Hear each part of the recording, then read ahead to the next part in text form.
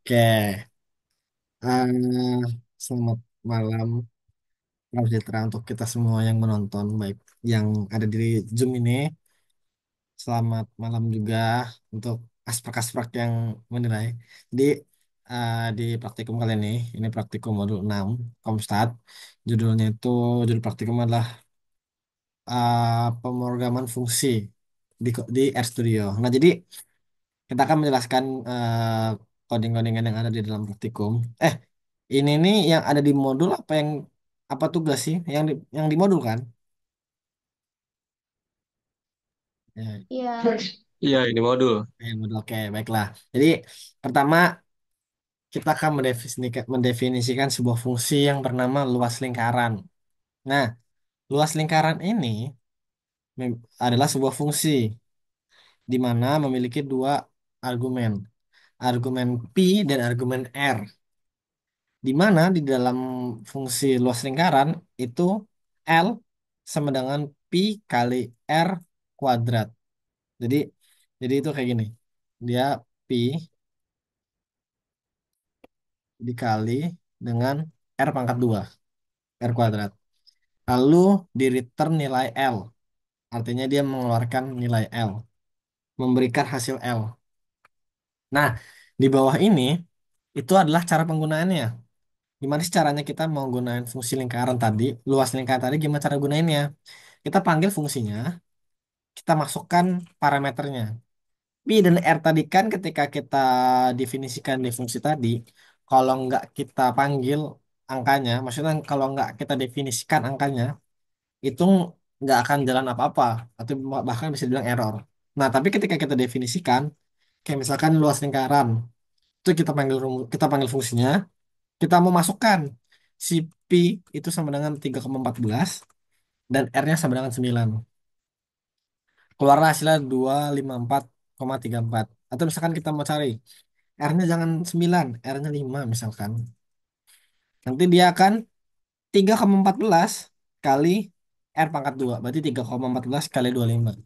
Berapa hasilnya? Nah, 78,5. Dihitung sendirilah manual pakai kalkulator ya. Lanjut. Sama aja ini. Cuman bedanya ini dia mereturnnya langsung dalam sebuah fungsi, dalam sebuah rumus. Tidak seperti di atas. Kalau di atas kan rumusnya disimpan di dalam sebuah variabel. Nah, dia mereturnnya variabel yang disimpan tadi, yang menyimpan rumus ini. Bisa juga langsung dengan mereturn si rumusnya. Kayak di sini rumus luas lingkar, luas persegi panjang kan panjang kali lebar. Ini lebar nih cuy. Panjang kali lebar, ya kan? Iya panjang kali lebar. Kalau kelilingnya itu kan panjang kali dua, lebar kali dua. Tuh. Jadi ini adalah rumusnya. Fungsinya namanya luas persegi panjang dan di dalam fungsi itu adalah panjang kali lebar. Dia mengembalikan si nilainya ini. Nah, tapi di sini ini kenapa kosong? Kita karena di sini kita langsung mendefinisikan nilainya. Ini kan kalau yang atas kan pi sama r kan nggak ada nilainya. Kita definisikanlah di bawahnya. Nah, di sini bisa langsung didefinisikan nilai di dalam fungsi tadi. Jadi fungsinya udah langsung ada nilainya gitu. Nah, jadi ini tinggal panggil aja bisa. Kita lihat nih berapa nilainya. 90. Misalkan gini, kalau kita mau panggil kayak tadi, berarti kan tadi kan 5,18 gini. Sama aja, keluar juga hasilnya. Jadi ya itu hanya sekedar mindset aja. Oke, selanjutnya bisa dilanjutkan oleh rekan saya, oleh Brona, silakan. Oke, selanjutnya kita buat apa fungsi faktorial. Ini pakai fungsi juga. Ini tuh buat kita bikin fungsi rekursif lagi buat ngitung faktorial dari suatu bilangan argumennya itu n. Nah, jika n ini sama dengan nol, faktorial nol itu kan satu. Jadi fungsi ini mengembalikan nilai satu, return satu. Nah, itu base case-nya. Jadi berhentinya tuh ntar di sini. Lalu lanjut ke jika n bukan nol, fungsi akan memanggil dirinya sendiri, yaitu faktorial n dikurang satu, dan mengalihkan hasilnya dengan nilai n itu sendiri. Jadi ini tuh recursive case-nya, dia bakal memanggil dirinya terus di sini. Nah, kita coba buat manggil print faktorial 7. Hasilnya tuh bakal jadi faktorial dari 7 faktorial 6 terus jadi 7 6 5 4 3 2 1 terus. Nah, hasilnya tuh jadi 5 berapa ini 5040. Lanjut. Nah, selanjutnya kita bikin fungsi MHS itera. Nah, ini tuh adalah fungsi yang membuat objek mahasiswa dengan nama dan umur sebagai atributnya. Jadi ada nama, umur, argumennya. Lalu fungsi ini tuh menggunakan list untuk menggabungkan nama dan umur dalam satu objek. Terus kelas objek ini tuh diatur jadi mahasiswa menggunakan kelas MHS mahasiswa. Terus mengembalikan si mahasiswa tadi. Nah, fungsi print MHS ini itu buat mencetak objek kelas dari mahasiswanya yang sebelumnya udah dibuat tadi. Nah, fungsi ini tuh gunain cat untuk mencetak atribut nama dan umur dengan format itu tuh lebih rapih. Biasanya kan pakai print, kalau ini pakai cat biar lebih rapih. Nah, MHS1 ini adalah objek mahasiswa yang diciptakan untuk menggunakan HMAS ITERA dengan nama itu tuh Elis, terus umurnya berapa itu 30 ya? 30. Nah, itu tuh ntar hasilnya bakal coba aja diranjer. Nah, nanti tuh outputnya bakal seperti itu. Jadi ada nama sama umurnya. Kan tadi kita buat argumennya itu Elis 30. Jadi namanya Elis, umurnya 30. Oke, buat selanjutnya mungkin Juju bisa jelasin. Oke, saya Nazila akan melanjutkan penjelasan tentang kelas S4. Nah, kelas S4 ini dia digunakan untuk mengatasi masalah dalam kelas S3 dengan sistem objeknya itu dia lebih formal. Nah, kalau kita ke codingannya, tuh, yang pertama tuh kita mendefinisikan kelas S4-nya ini dulu. Nah, definisikan, kita buat menggunakan fungsi di mana di sini itu eh, terdapat variabel beserta tipenya. Itu kita bikin dalam bentuk list. Nah, variabel yang kita gunakan tuh ada nama, umur, yang dimana tipenya itu nama itu bertipe karakter dan umur tuh bertipe numerik. Nah, lalu kita membuat objeknya nih dari kelas S. Nah, objeknya ini kita buat itu dosen satu yang dimana tuh dari kelas dosen dengan menggunakan fungsi new. Nah, atribut-atributnya itu ada kita isi dari variabel tadi itu kita bikin namanya itu dia Alexis dan umurnya itu 30. Nah, lalu kita menulis metodenya nih untuk kelas dosen tadi menggunakan metode set method.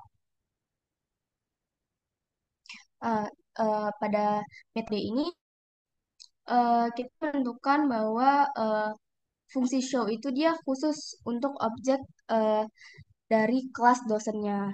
Nah, di situ kita buat kita definisikan metode show untuk kelas dosennya yang fungsinya itu dia buat nampilin nih informasi dari atribut.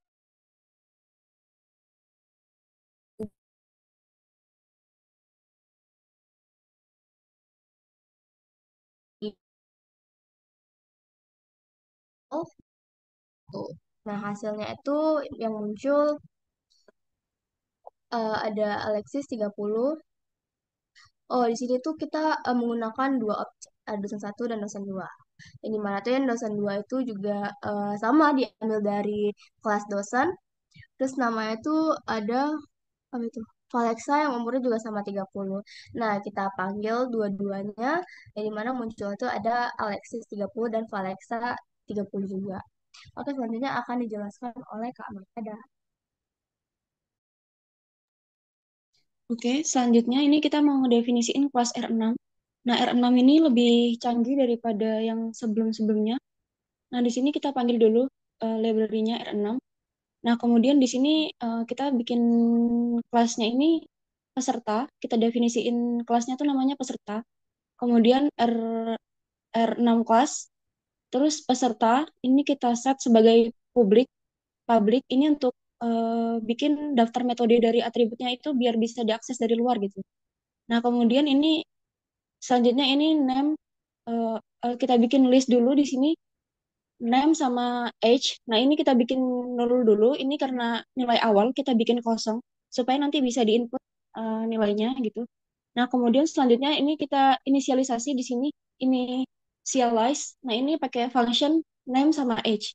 Nah, ini maksudnya kita di sini kita mau apa ya? Mau menginisialisasi objek yang nanti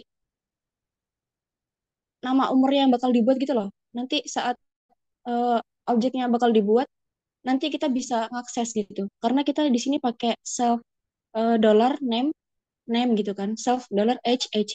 Nah, ketika nanti kita ngeluarin ini, secara otomatis functionnya ini bakal bisa ngeluarin isi dari itu. Nah, tapi kan ini masih kosong, jadi belum kita isi kan nanti di bawah. Nah, selanjutnya di sini di print functionnya tadi, nah kita pakai cat ini, kita bikin nama, terus self dollar name ini, dan cat umur self dollar age-nya. Nah, terus ini setelah fungsinya udah dibikin, kita lanjut kita isi. Nah, pertama kita pakai peserta satu. Ini kita mau bikin objek, isi dari objeknya. Nah, ini peserta new ini, dollar new ini, new-nya udah fungsi dari R-nya sendiri, R6-nya sendiri. Jadi maksudnya kita mau ngisi new di dalam pesertanya itu gitu. Nah, kemudian name-nya kita bikin apa? Alice di sini. Nah, di sini Alice ya kalau nggak bacanya. Nah, kemudian age-nya ini kita bikin 72. Nah, ini kemudian setelah itu langsung kita print saja peserta satu dollar print gitu. Nah, karena kan fungsi printnya udah didefinisikan pada saat di function tadi. Jadi kita tidak perlu bikin lagi print function, cat, dan lain-lain. Langsung saja peserta satu dollar print. Nah, setelahnya di situ kelihatan outputnya. Di situ ada nama dan usianya. Nah, selanjutnya yang dapat disimpulkan dari penjelasan dari kami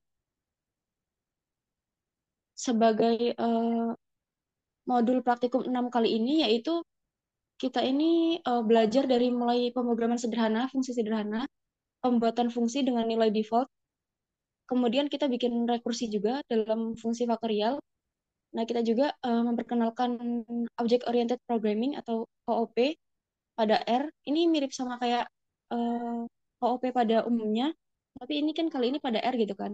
Nah, kemudian ini kita pakai pendekatannya list, yang itu sederhana, kita pakai tadi set class kan. Nah, kemudian ada yang lebih fleksibel lagi di R6. Nah, kemudian untuk yang list tadi kan pakai metode print. Nah, kemudian yang set class tadi kita bisa nentuin objek kan, bisa khusus gitu kan, bisa spesifik kayak nama umur, nama dosen tadi kan. Jadi kita bisa pakai metode show gitu. Nah, kemudian yang untuk R6 ini lebih eh, bagus gitu kan, lebih modern, lebih bisa bangun kelas lebih bagus lagi. Jadi atributnya tuh bisa diakses, dimodifikasi langsung gitu dengan code yang lebih sederhana. Nah, kemudian di sini yang dapat disimpulkan lagi dengan pendekatan yang eh, di awal itu mungkin set kelas itu kan kita ngebuat dosen kalau yang tadi kan. Nah, itu atributnya nama sama umur. Pakai metode show tadi kan untuk menampilkan objek dosen. Nah, kemudian untuk yang R6 lagi tadi lebih detailnya itu kita metodenya dikelolanya pakai self tadi, self dollar. Nah, itu memungkinkan objek yang dibuat itu tadi bisa dimodifikasi gitu kan. Nah, kemudian untuk yang R6 terakhir tadi, ini untuk memudahkan struktur kelasnya tuh lebih terstruktur gitu, supaya tidak ada eh, kesusahan gitu. Kita bisa memanipulasi data dengan lebih ringkas. Nah, kita jadi lebih tahu bahwa OOP ini pada R ini lebih mudah dan lebih bisa digunakan untuk OOP, orientasi objek gitu. Eh, Kemudian dari fungsi yang sederhana tadi juga di atas, itu kita bisa mengetahui bahwasanya konsep pembuatan dari fungsi sederhana itu bisa menerima argumen operasi sederhana dan kemudian bisa juga untuk rekursi itu bisa menghitung faktorial tadi yang efektif juga. Kemudian dengan konsep pembuatan yang tadi list yang tadi paling awal untuk OOP tadi, itu kita bisa ngebuat objek mahasiswa dan nyimpen informasinya dan metodenya print tadi. Nah, selanjutnya yang dapat diringkas lagi dari sini bahwasannya kita ini bisa paham bahwasannya dari fungsi-fungsi di awal itu fungsi-fungsi luas, eh, persegi panjang dan lain-lain hingga ke R6 tadi, itu kita bisa paham metode variasinya di OOPR, penerapannya gimana, dan penerapan di kasusnya gimana. Kita juga bisa lebih efisien ngeimplementasiin ke kasus lain gitu. Mungkin itu dari kelompok kami. Dilanjutkan kembali ke moderator. Baik, terima kasih untuk teman-teman yang sudah menjelaskan. Jadi memang ini lupa di print maaf. Jadi ya memang kalau teman-teman sudah mempelajari PBF ini tidak akan sulit sebetulnya. Jadi ini kalau bahasanya PBF versi RStudio. Kalau di mata kuliah lain kita belajar di Python. Ini mungkin sampai sini dulu karena memang puji Tuhan nggak banyak-banyak. Terima kasih sudah menyaksikan, semoga nilai kita bagus ya. Amin. Terima kasih dan selamat malam. Sampai jumpa.